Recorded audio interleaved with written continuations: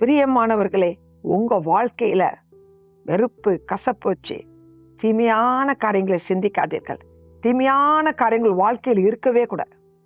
எல்லாரையும் நீங்கள் நேசிங்க. உங்களுக்கு தான் இன்னைக்கு தேவனுடைய வார்த்தை. உங்கள் மனதில் இருக்கிற கசப்பெல்லாம் எடுத்து போட்டு பிரசன்னத்துக்கு வாங்க. என்ன வார்த்தை தெரியுமா? 3 யோவான் 1 அதிகாரம் 11 பிரியமானவனே, நீ தீமையானதை பின்பற்றாமல் நன்மையானதை பின்பற்று. நன்மை செய்கிறவன் தேவனால் உண்டாயிருக்கிறான். நன்மை செய்கிறவன் தேவனால் உண்டாயிருக்கான். நீங்கள் நன்மை செய்ய உங்கள் ஆத்துமாவை தேவனுக்கு நேர திருப்பி பாருங்களேன். கர்த்தருடைய அந்த நன்மையை நீங்கள் ருசி பார்க்க முடியும்.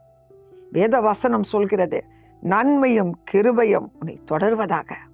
தேவ கிருபை உங்கள் மேலே இருக்கணும்னா, தேவன் நன்மை செய்கிற குணங்கள் உங்களுக்குள்ள இருக்குமானா, கர்த்தருடைய ஆசீர்வாதம் உங்கள் சுரசின் மேல் இருக்கும் என்பதில் சந்தேகம் இல்லை. எல்லா வெறுப்பையும் கசப்பையும் தீமையான கிரியைகளும் விட்டு விலகுங்க. இந்த நாளில் நீங்கள் நன்மையானதை ருசி பார்க்க போறீங்க. கர்த்தர் உங்களை ஆசீர்வதிப்பாராக. ஆமென்.